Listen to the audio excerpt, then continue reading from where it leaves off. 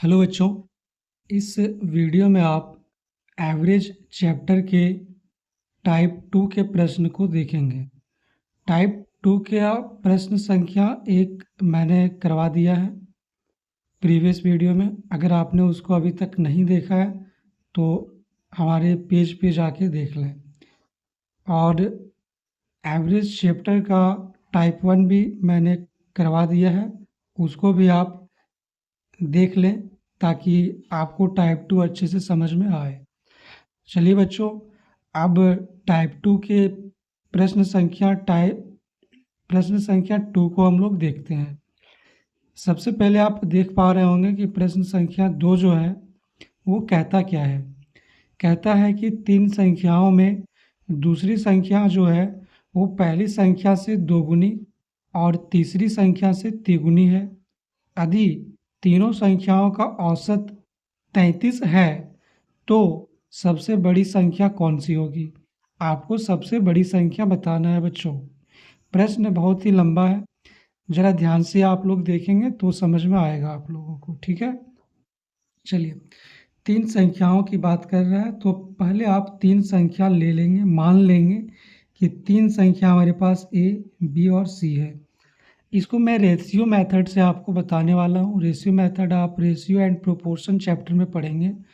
हालांकि मैं उस चीज़ को यहाँ पे डिस्क्राइब करके बता दूंगा और बेहतर तरीके से और गहराई में जा कर के आप रेशियो एंड प्रोपोर्शन के चैप्टर में पढ़ेंगे रेशियो और प्रोपोर्शन मेथड का। ठीक है, सबसे पहले हमने मान लिया कि ए बी सी ये तीन संख्या हमारे पास दी हुई है। ठीक है, उसने बात क्या किया है, बात किया है कि तीन संख्याओं में दूसरी संख्या जो है वो पहली संख्या से दोगुनी है। यानी कि पहली संख्या अगर एक है तो दूसरी संख्या दो होगी। दोगुनी का मतलब डबल होगा।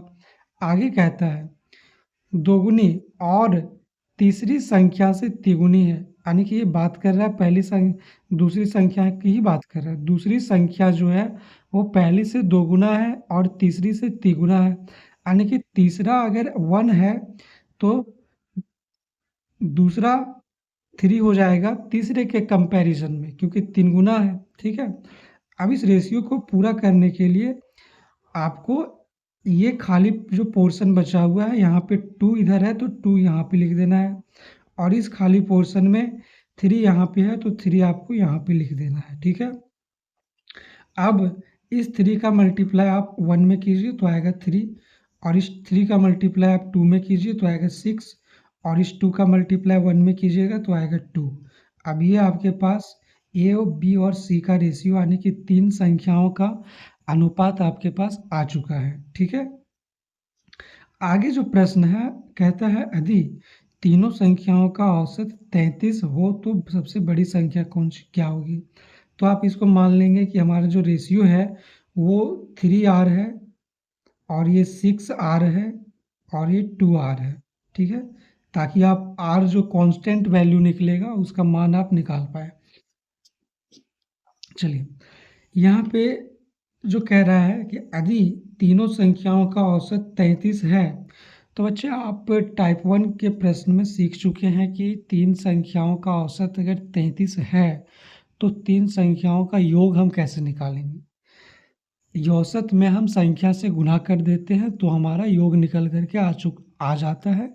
ये कॉन्सेप्ट मैं आपको टाइप 1 के प्रश्न में बता चुका हूँ। ठीक है, यहाँ पे देखिए क्या होगा, 3r plus 6r plus 2r is equal to 33, और संख्या है 1 2 3 तो हम इसको गुना कर देंगे 3 से। ठीक है, अब यहाँ पे ऐड कीजिए 3 और 2 5, 5 और 6 11, 11r इज इक्वल टू 99। ठीक है, इसको मल्टीप्लाई कीजिएगा तो अब जो r का वैल्यू यहाँ पे निकल के आएगा ये आएगा 99/11 यानी कि 9।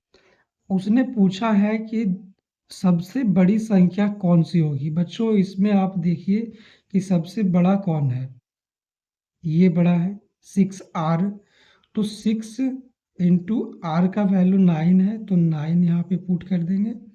अब यहाँ पे निकल कर के आ जाएगा 9 छक 54 आंसर।